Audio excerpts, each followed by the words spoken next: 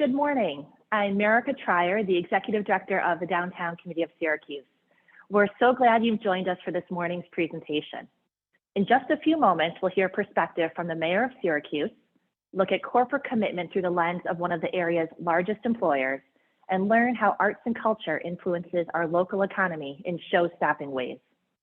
I'd like to take a moment to thank our presenting sponsor, Mower, corporate sponsors, SWBR and ProArch, and our media partner, the Central New York Business Journal, which just last month published Revitalize Syracuse 5. In this publication, you'll learn about plans to bring housing, event, and commercial space to the former M&T Bank building, the infusion of more than $7 million dedicated to improving infrastructure throughout the city of Syracuse, and be introduced to some of downtown's new business owners. If you haven't yet had a chance to read through this incredible piece, you're in luck, because we'll be sending a link to your email after this program. If you've driven through or walked around downtown recently, it's hard to ignore the signs of progress. Whether it's tending to local infrastructure needs throughout the city of Syracuse, comprehensively planning for our future as evidenced in Onondaga County's Plan On initiative, or at the state level in encouraging Broadway show rehearsals in upstate theaters thanks to a theater tax credit, we're incredibly fortunate to be part of a community that prioritizes improving the spaces around us. We would not be able to celebrate this level of investment without the focused support of our federal, state, and local representatives, many of whom are with us today. Thank you for your leadership. Nearly $60 million in development has been completed in the last year, and $93 million has been identified in future development activities. Right now, the former Sibley's department store is in the midst of a $37 million transformation to become city center. There will be 24 apartments, a mix of retail and commercial space, and a new courtyard will give the Red House Art Center a grand entrance. Defense contractor Allion will move its headquarters and 70 employees to city center, and Hainer Hoyt will become the other anchor tenant. In addition to these physical changes, investments made in our youth help build a strong community foundation. Just down the block, the Good Life Foundation has moved into the Salt City market. Their store, The Life, provides an outlet for youth to display their creativity and design skills. The Life is just one of 26 new businesses to open in downtown Syracuse since January. Since the summer, we've welcomed 8 new businesses, and 4 more are expected before the end of the year. Our economic development team connects retailers to potential spaces, and this variety helps attract new residents. Since this time last year, downtown Syracuse has introduced 213 new housing units. The first residents moved into the Whitlock building in September, and later this fall, the Smith Supply Warehouse will introduce 38 modern, affordable lofts. At the Mizpah Tower, 5 grand apartments and market rate units, entertainment, office, and cafe space are planned. Next to Fayette Park, a $4 million investment will revitalize a long vacant office building into Corbett Corner, featuring 24 affordable 1-bedroom apartments and retail space. Supported by our New York Main Street Grant Program, work is underway at 413 South Warren Street to create 4 apartments, including 2 affordable units. During the 15th anniversary edition of our Downtown Living Tour, more than 1,200 people discovered the many amenities downtown offers. Thanks to a partnership with the OHA and PACNY, we were able to expand their knowledge of downtown through custom History in a Minute videos. Each month, we see more visitors return to downtown. I was thrilled to experience the return of live theater at the Red House Art Center earlier this month after their stages sat dark for 586 days. And leaving the office 2 weeks ago, it was amazing to see so many theatergoers enjoying dinner before heading to Charlie and the Chocolate Factory, which was the first live performance back at the Landmark Theater after 19 dark months. Performances continue to be added to the On-Center and Civic Center calendars. And just 3 nights ago, fans cheered on The Crunch, who played its first home game in front of a live fan base in almost 2 years. At the Everson, a new installation called Faceted Wrap has been announced and is planned for 2022. And later this winter, the Most will embark on a $2 million state-of-the-art digital theater conversion, further enhancing the family-friendly atmosphere that downtown's museums deliver to thousands of visitors each year. Throughout downtown, investments are being made to create vibrant experiences. Our presenting sponsor, Mower, understands how investing in a strong city center and vibrant downtown Syracuse enhances quality of life for employees, visitors, and residents.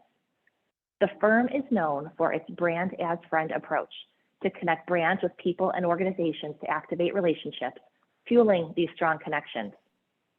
We're honored to partner with Mower to present the 2021 Progress Breakfast Series and celebrate the many ways our community works together to prioritize a strong, connected, and vibrant city center. It is my pleasure to introduce President and Chief Operating Officer for Mower, Stephanie Crockett. Good morning. Thank you so much, Merica.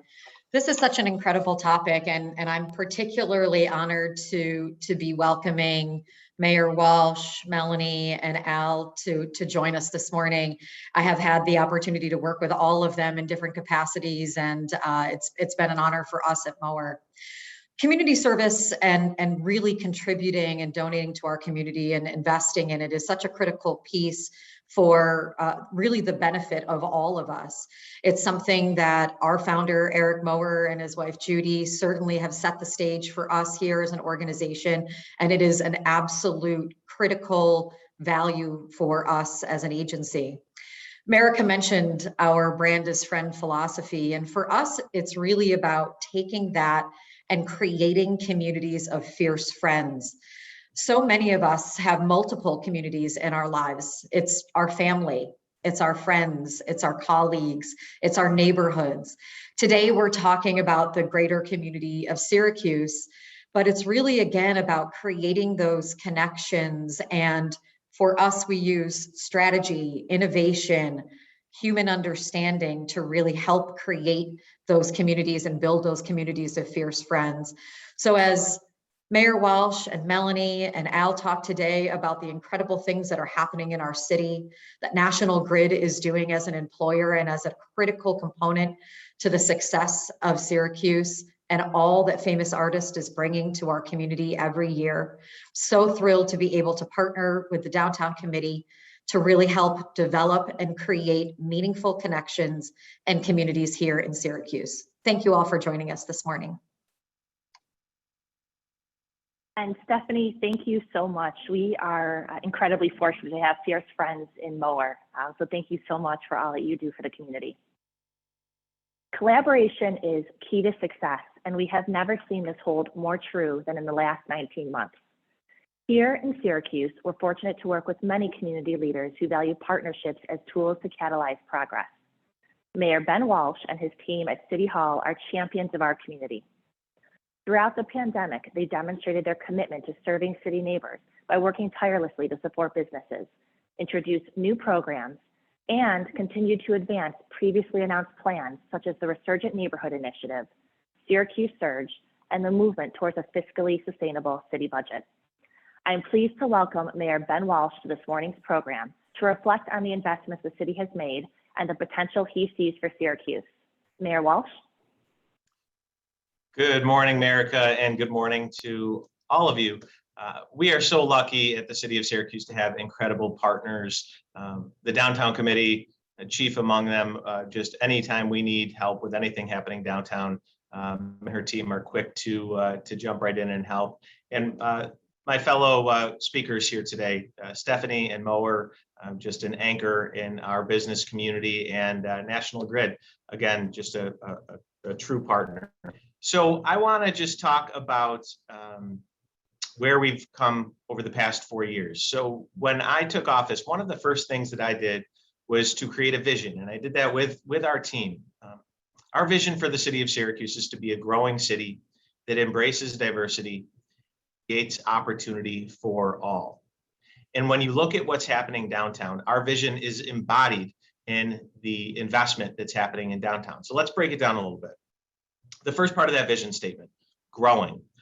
I think up until recently, by most metrics, we would unfortunately agree that as a city, we haven't grown. That has certainly changed. And again, it has really started downtown. So let's talk about our population. The recent census that came out showed that our population grew for the first time in 70 years. And that is due in no small part to the investments that have taken place in our center city and the new residents that it has attracted. So we are literally growing for the first time in a very, very long time. And that's exciting. Another metric that we don't always associate with downtown, but as we become more of an attraction for younger people, millennials, which is driving a lot of the population growth, we need to make sure that people see Syracuse as a viable place to raise their family. And one of the areas that has received a lot of focus is our schools. We have incredible schools in the Syracuse City School District. Our career and tech education programs, our CTE programs, are the envy of suburban districts all around the state. But when you look at the metric that we typically measure ourselves by with the school district, oftentimes it's graduation rates. And again, for the most recent graduation rates had us at a over 7% graduation rate, which is the highest it's ever been under current reporting standards. Still a long way to go, but our school district is growing as well. So we're very excited about that. So let's talk specifically about downtown. You heard some of the projects from America, and there is no shortage of them. But some of the big ones that many of us have been working on for a long time that are finally getting over the hump, the Sibley's building. I personally, going back to my time both in the city's Department of Neighborhood and Business Development and even before that, the MDA, we were working to try to bring the Sibley's building back to life. And we're finally seeing that happening in the City Center project, anchored by, of course, the Red House and more recently, Allianz Science and Technology. Another big hulking building that we've all worked so hard on, the Post Canada building, now known as the Post. Just last week, we were over there, many of us were over there talking about the plans and kicking off the construction of that project. Again, anchored by our friends at VIP and Chase reloading from Skinny Atlas to downtown, recognizing that in order to position to attract the very best and brightest, there's no better place to do that in this region than downtown Syracuse.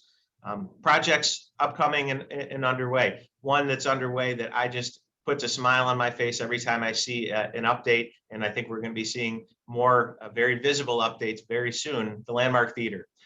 Just an incredible asset, a gem in our community, and to see the new seating go in, to see the improvements made, and when we see that mark go up,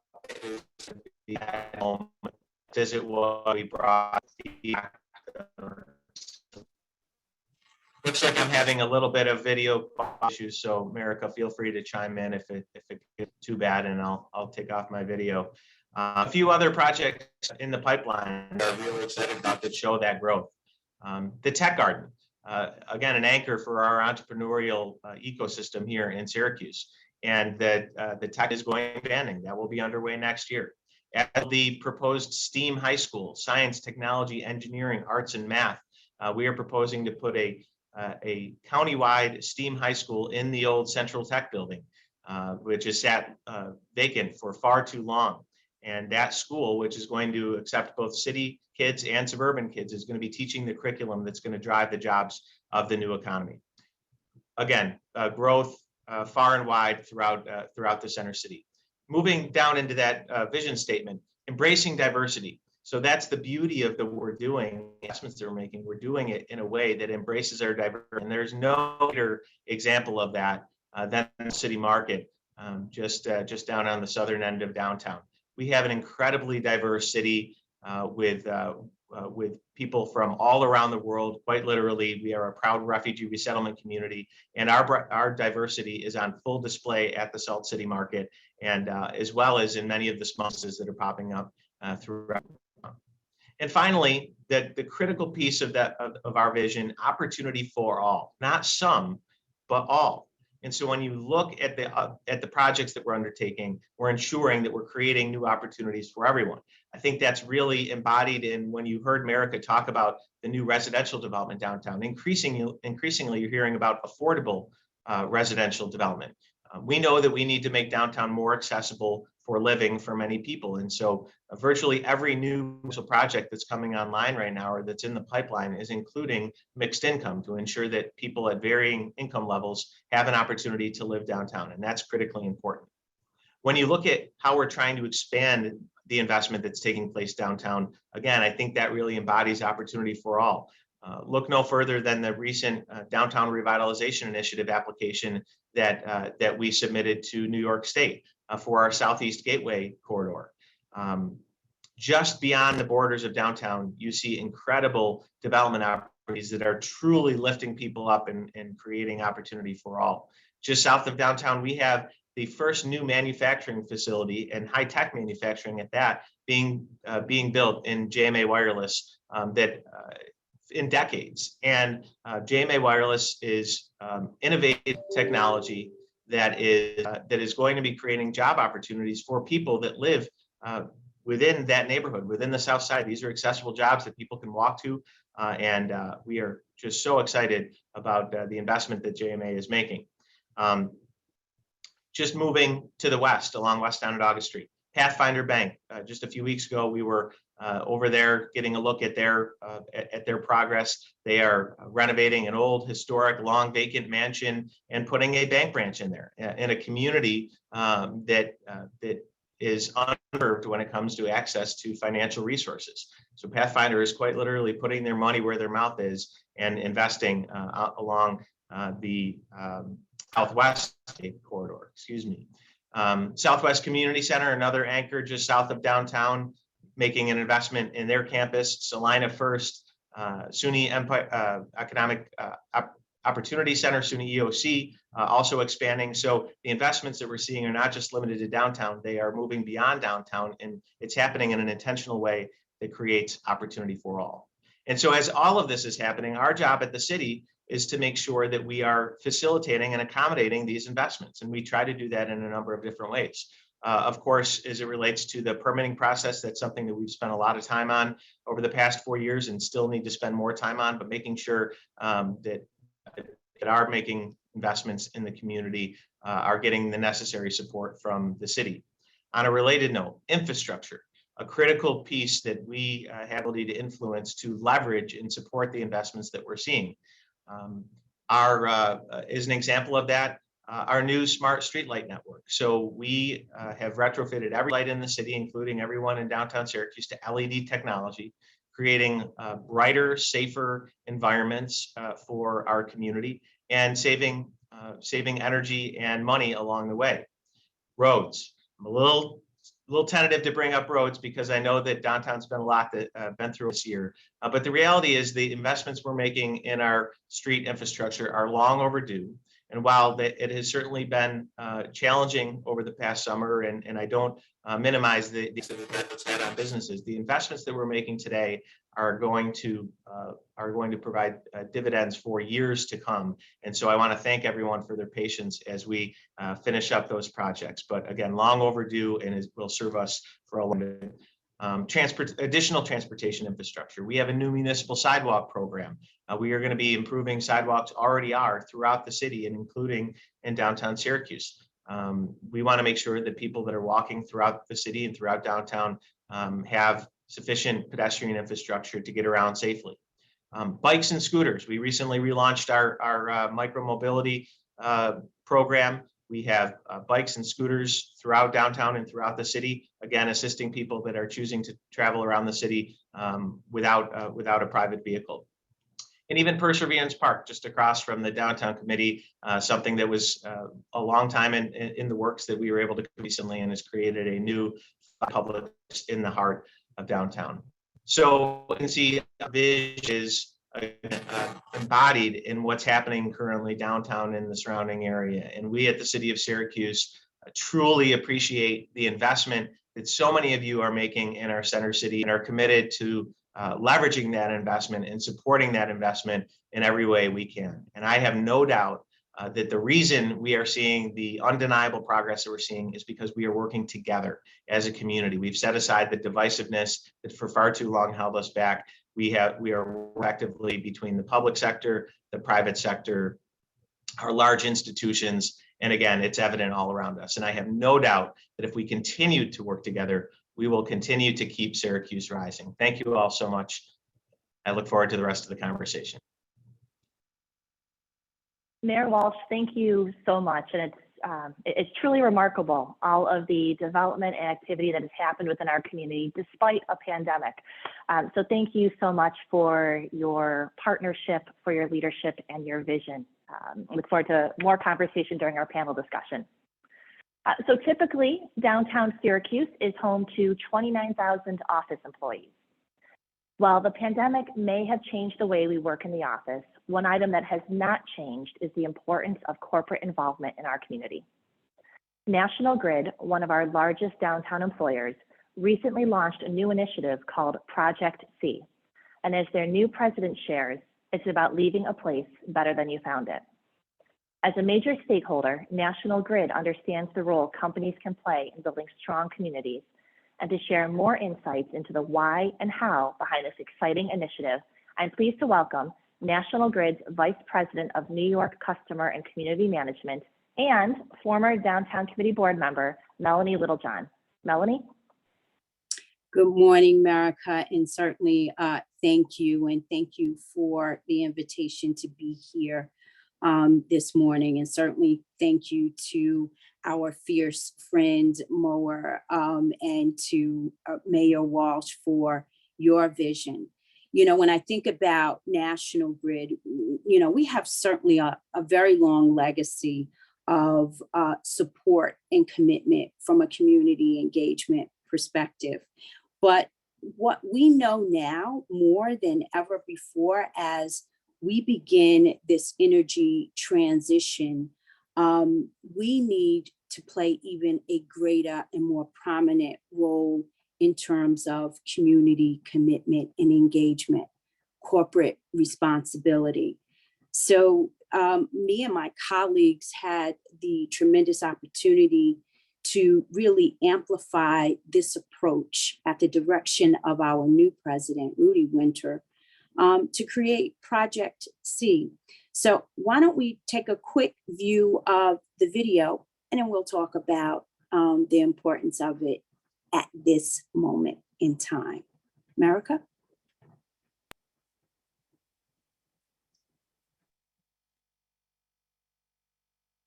Since I started noon, 70 pounds. I've lost 97 pounds.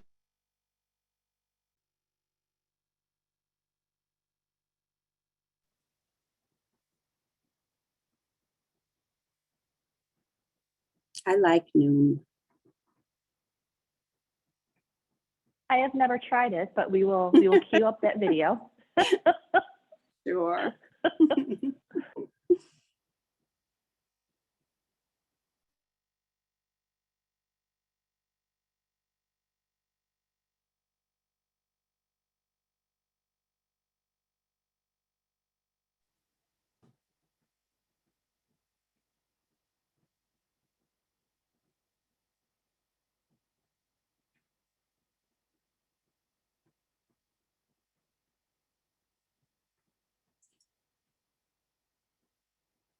While we're waiting for the video, one of the things that I really think becomes important around corporate social responsibility, as is the case for National Grid, we wanted to focus on what we've heard from all of you, what we've heard from community leaders, what we've heard from the business community, what we've heard from our community-based organizations, what we've heard from our customers, was really about 4 key things: workforce development, community engagement and neighborhood investment.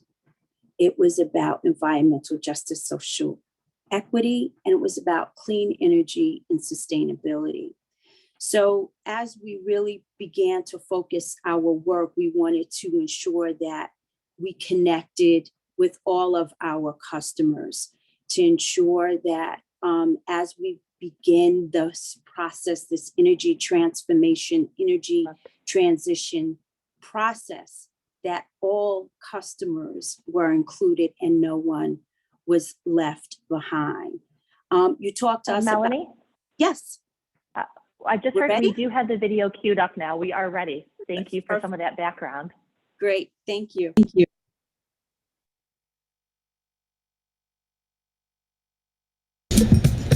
So this is New York. This is where I was born. This is where I was raised. This is where I still live. Actually, when I was 12 years old, I volunteered here at the Brooklyn Botanic Garden. One of the things that my parents always stressed with myself and my siblings was that, life isn't transactional. You form relationships, you get connected to a family unit, you get connected to a community. Whatever it is, you've got to give back to it. And hopefully, you leave it all better than the way you found it. The Brooklyn Union Gas Company had a program called the Cinderella Project, and the company would donate grants to developments, to houses that were improving a neighborhood. And to this day, you speak to people and they have such a warm feeling about it. You see their emotional connection. You see people smile when they say it. Those are some of the things we're going to be bringing back. Those are some of the things that made us. Those are some of the things that are going to set us on a really great positioning for the future as well. When I look at New York today, we're coming out of a pandemic, there's an economic downturn, there's some unemployment, but for those different challenges, we need a new version of that Cinderella project. And that's what we're calling Project C. It's a commitment to community, it's a commitment to a partnership, it's a commitment where you keep your promises. We've got the opportunity to go one step further. We have an opportunity to have, I think, a greater impact on all of our communities. And I think that that's what we all want. We want to be heard, we want to contribute, we want to be productive, and we want to have purpose. National Grid has been an incredible partner in downtown Syracuse's revitalization. There's not a property we can think of where National Grid was not involved in some capacity. What we really wanted to do was create a place where everyone could start their own small businesses to really grow opportunities for people around the food and hospitality industry. Just getting the students inside of the Salt City Market to be able to teach in here with these professional chefs, it's boosting their confidence level up. Like, they feel like they can do anything at this point. We have to have equity. So the importance of partnering together to provide that access to workforce development opportunities and then gain employment with National Grid or some of National Grid's partners. I'm proud of that. We have worked with National Grid to provide this trades camp, which helps kids understand some of the job opportunities in the utility industry. The work that National Grid is focused on in terms of supporting and advocating for environmental justice and actually achieving it is critically important for the overall equity opportunity in New York.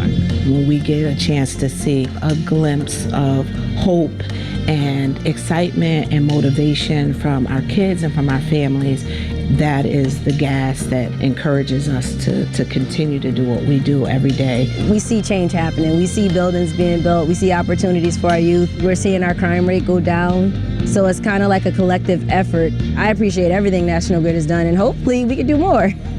Project C is all about collaborating. It's about collaborating with our customers, our community partners, our energy developers, all in an effort to make sure that we usher in a fair and an equitable energy transition across New York State. I am so proud and so excited to be leading this business, and more importantly, leading my colleagues to do some great things in this community.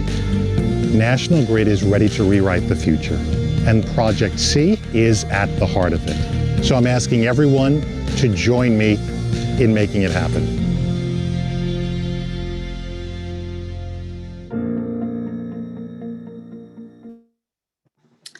Thank you, Marika.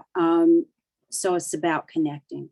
It's about caring, creating, collaborating, and it's about compassionately leaning in from an advocacy perspective. It's all of our call to action.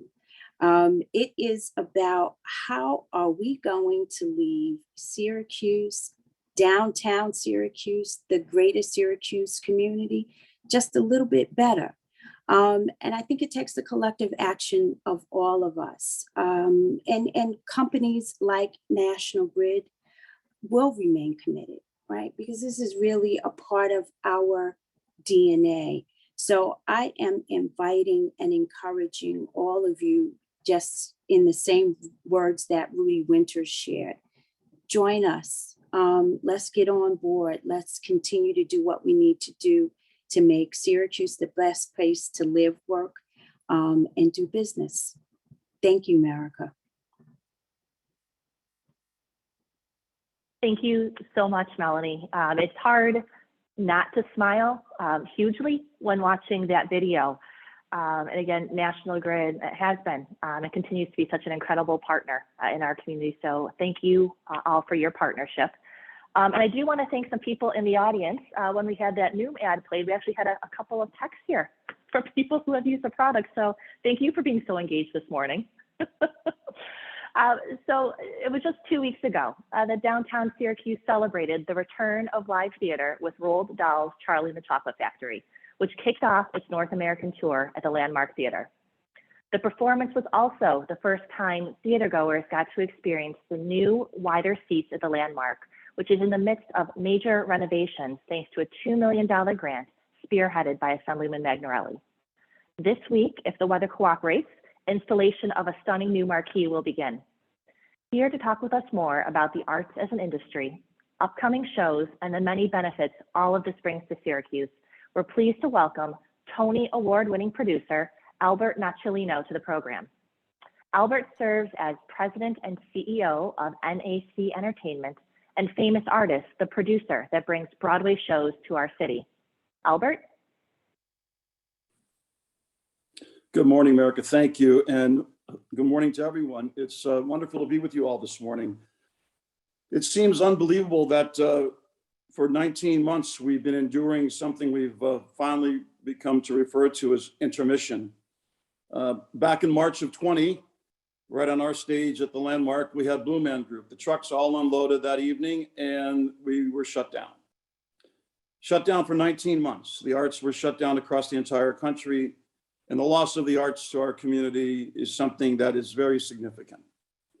This morning, I'm going to talk to you very briefly about the role the arts play in our community, an exciting program that New York State put in place a few years ago that has enhanced what the arts can do for our community and the future and growth of famous artists on Broadway and Syracuse. When we think of the arts, we think of entertainment, quality of life, arts education for our young people. However, arts is commerce, arts is jobs, arts is economic impact. One of the ways I try to describe the impact of the arts to our communities is tell a quick story about Broadway. I often ask people, do you have any idea how many people see a Broadway show every day? And of course, they don't. Because surprisingly, when I tell them it's 40,000 people a day, 80,000 on Wednesdays and Saturdays when there's a matinee, that means 280,000 to 300,000 people every single week see a Broadway show. And I'm a big sports fan, but I like to make this comparison to amplify the impact. You take the Knicks and the Nets and the Giants and the Jets, the Mets, the Yanks, and the Islanders and the Rangers, all 8 major sports franchises in New York City, and more people see a Broadway show. And that's without all the other arts organizations, the Metropolitan Opera, Carnegie Hall, and on and on and on. But what's the difference? The difference is with the arts, our patrons spend their money, as we finally refer to again, on our streets. They eat in our restaurants. They park in our garages. They stay in our hotels. When you go to a sporting event, you spend your money at the venue. So the arts is a huge economic impact for our communities across the entire country. and being able to reopen has been so significant after all this time. One of the things specifically that has helped the arts in the Syracuse area and upstate New York is something called the New York State Theatrical Tax Credit Program. About 7 years ago, we took a look at what the film industry was doing with the film tax credit. We as a state provide about $400 million in tax credits to the film industry. And we went to the New York State Legislature and said, why can't we do the same thing for Broadway? Let's open Broadway tours in upstate New York.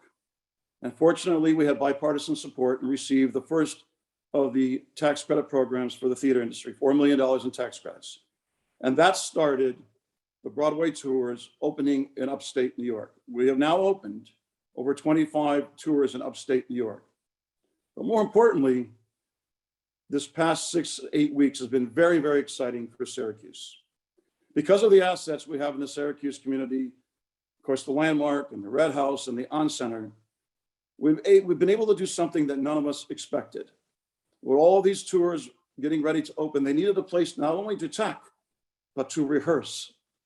So very excitingly, we had Cats for 4 weeks at the Red House rehearsing, Tootsie for 3 weeks at the Red House rehearsing, Charlie and the Chocolate Factory rehearsing over at the On Center and then coming to Landmark to tech, Cats moving on to Rochester, Tootsie moving on to Buffalo, and Blue Man Group about to do the exact same thing back when we opened in January and February, for 4 weeks as well.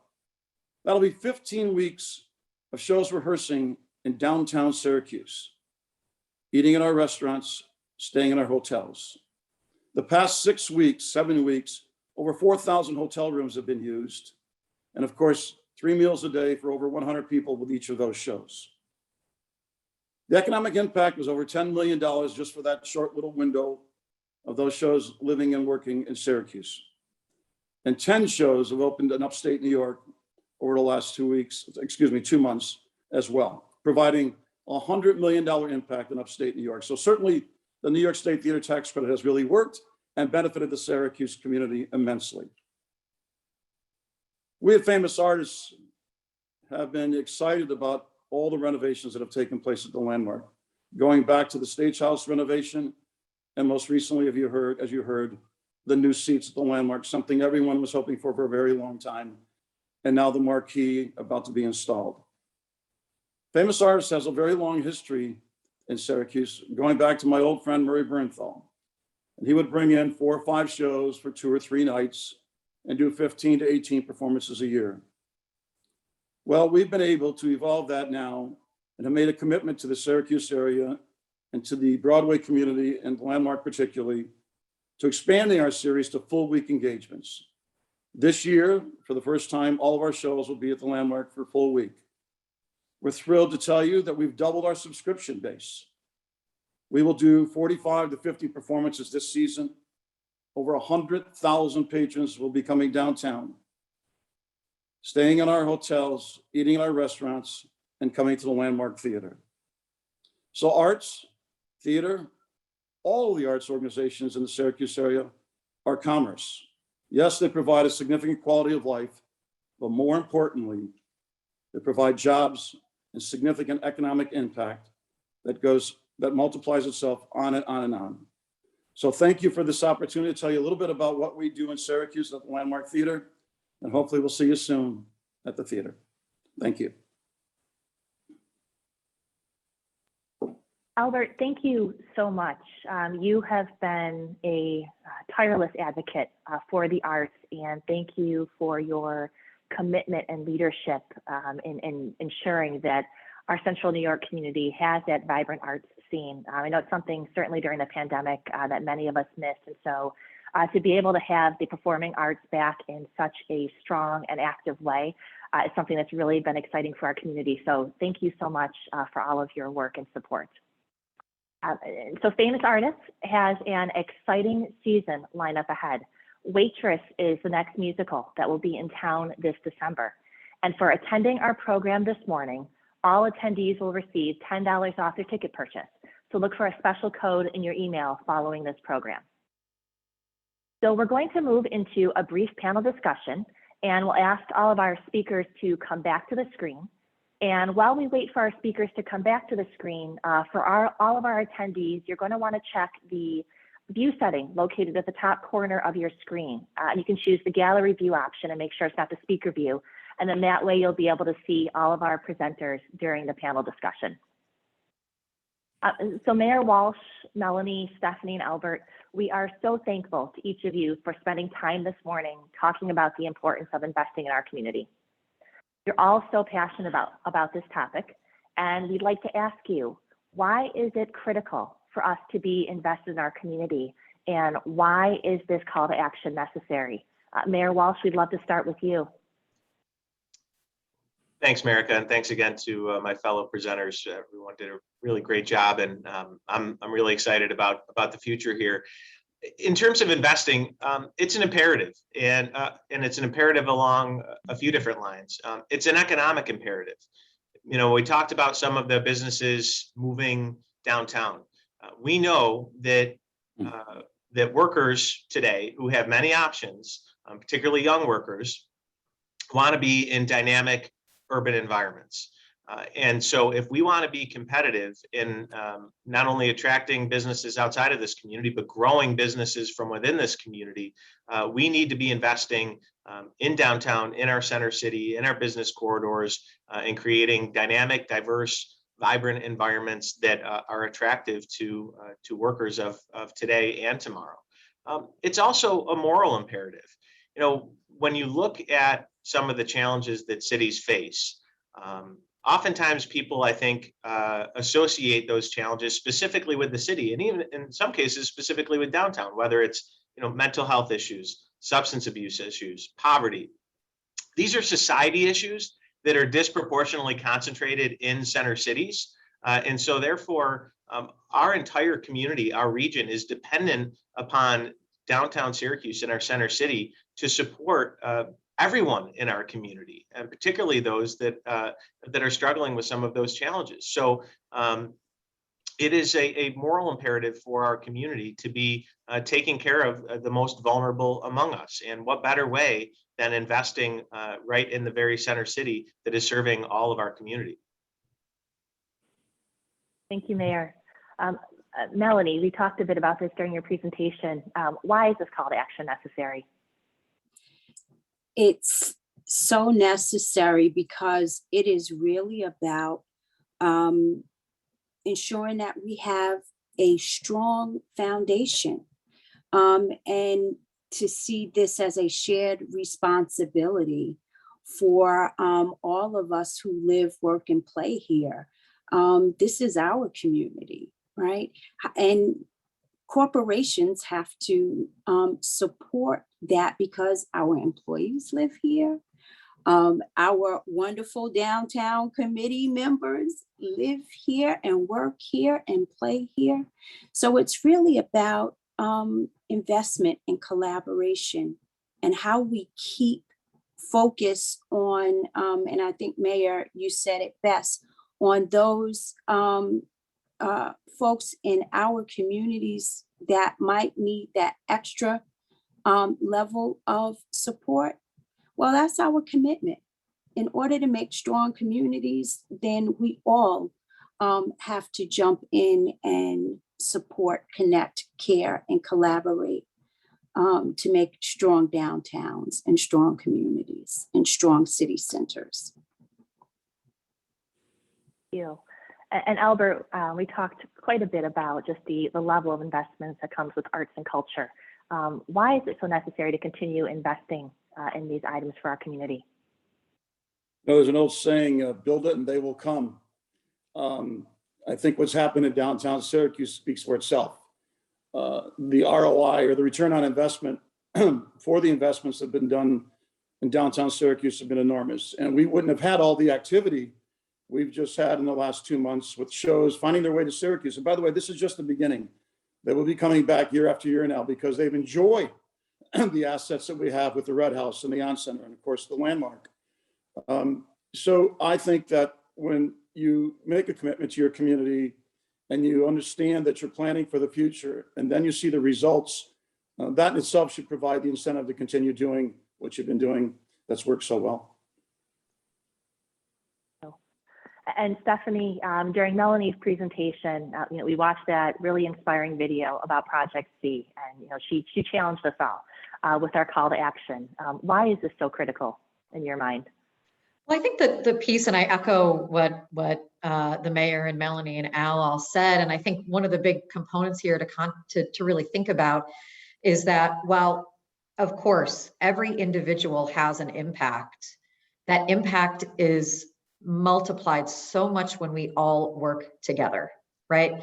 So what we're able to do, and businesses coming together and really helping to bring that, it has an impact in the way that it's viewed from potential for grants from a variety of other areas, and really being able to work together from all different aspects. We're all representing different components, where the mayor is representing it from a municipal perspective. We have arts and culture. We have incredible community engagement with National Grid.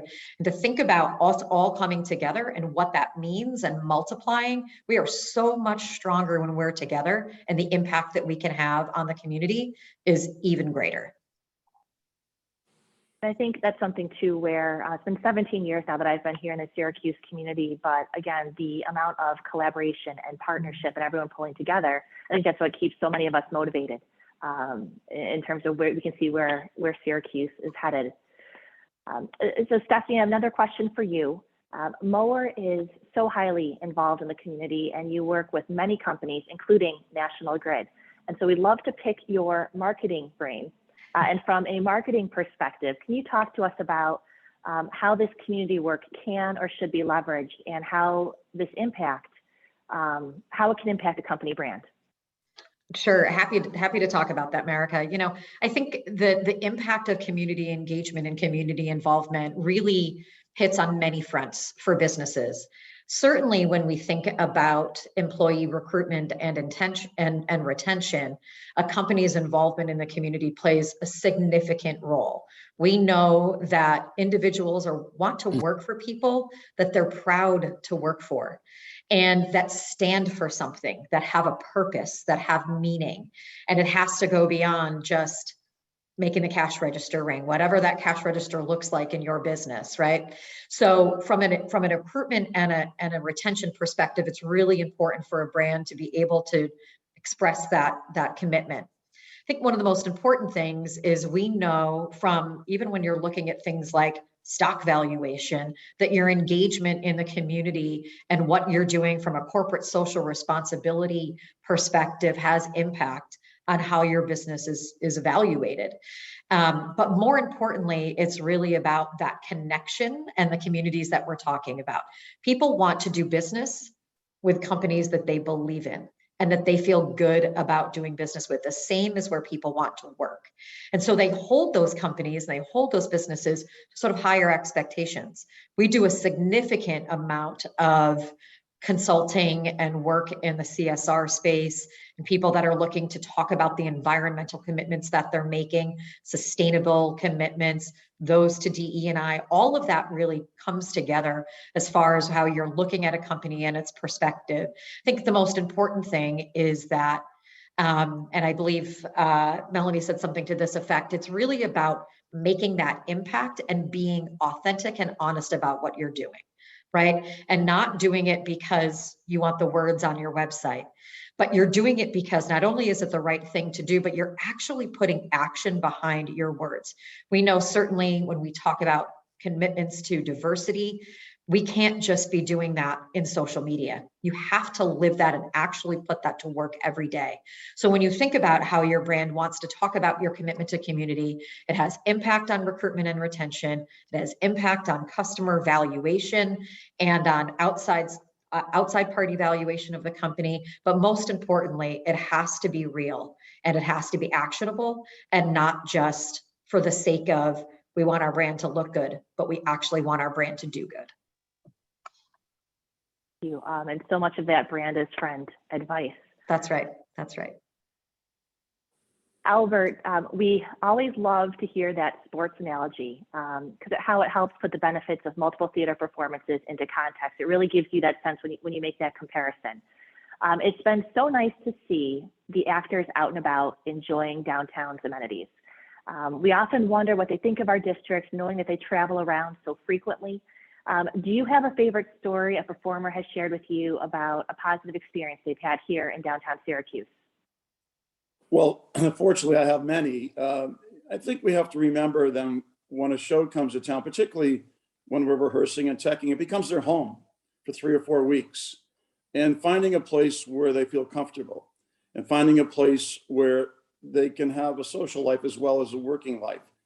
I remember a few years ago doing an interview one morning with one of the TV stations, and it seems so strange to use this word. They Skyped in a production stage manager from Jersey Boys, and we were rehearsing and teching the show, and they surprised me by bringing him on so that he could thank us and me for the opportunity to tech and rehearse in Syracuse. And he said, all we have to do is slide up that back door at the Landmark and walk out on Armory Square, and we've got dozens of places to enjoy ourselves. And I think that speaks for itself. Of course, now with everything else that's going on in downtown Syracuse, these last 2 months with the 4 shows that we've had in town, it's been extraordinary. Up and down Salina Street, Armory Square, they can walk from their hotels. We provided an environment for them that they want to come back to. So it's one little favorite story and a giant, big favorite story. Oh, I love that. It's and again, Syracuse is so convenient. So again, to be able to have that accessibility where you literally do just open up that back door and Armory Square is at your doorstep. Appreciate you sharing. So again, it's something that we always think about when we see the actors and performers in the streets. And so Melanie, next question is for you. As we've learned from our discussion, community investment comes in many forms. Is there a specific community effort that you've been involved with that you're most proud of, and why has it been so meaningful for you?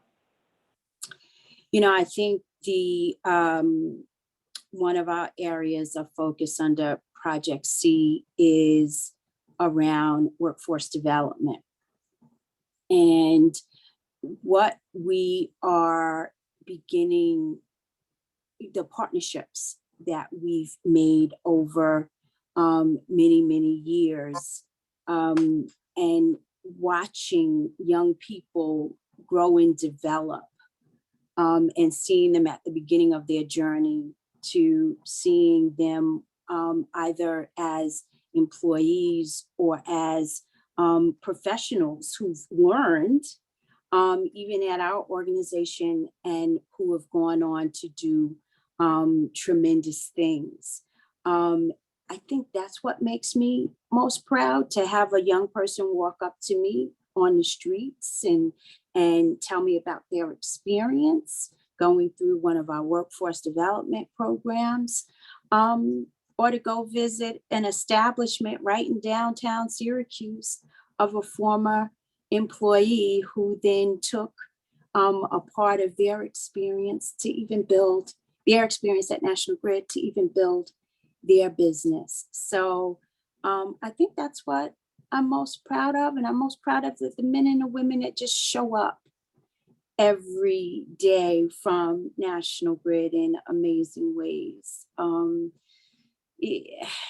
I probably could go on for a long time about those things I'm proud of, but workforce development, because it has such a ripple impact. I am smiling so much because it was maybe just a month or two ago.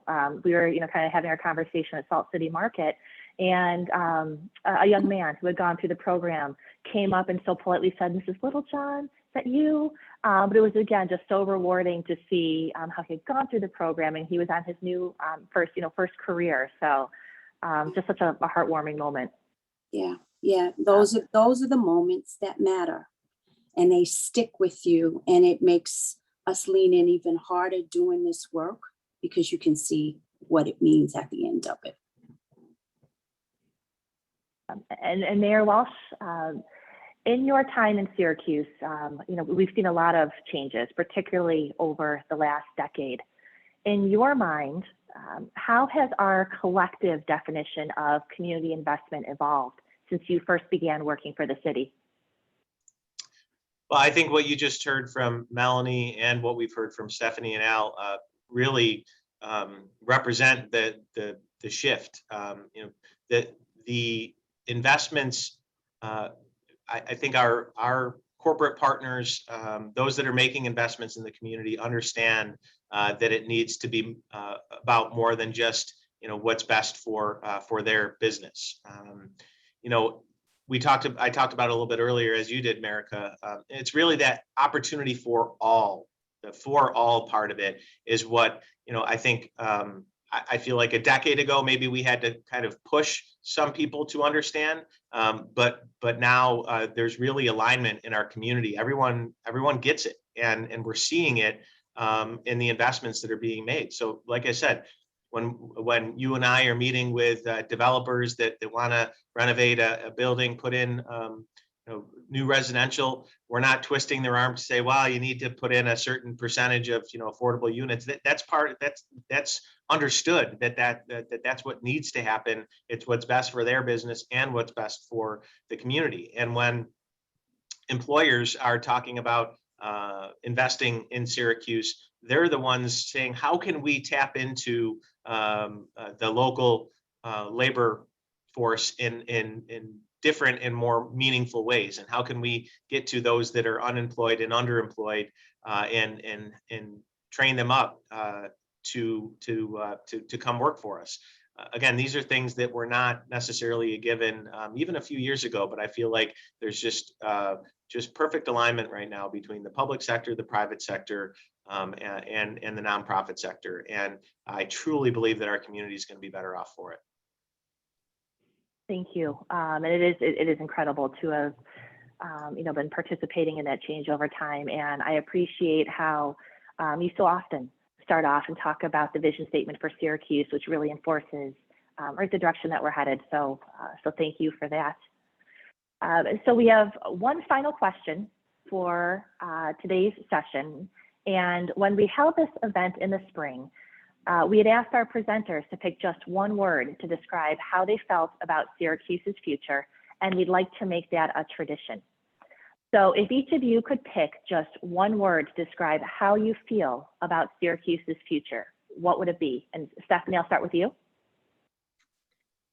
Hard to pick just one, but I will go with opportunity. Melanie? I will go with connected. Albert? Exciting. And Mayor Walsh, final word. Bullish. Okay, so we have opportunity, connected, exciting, bullish. Those are four very powerful, inspirational words for us to remember as we look ahead to our community's future. We'd like to thank all of our presenters for your insights this morning and for all that you do for our region. We are so fortunate to have your leadership.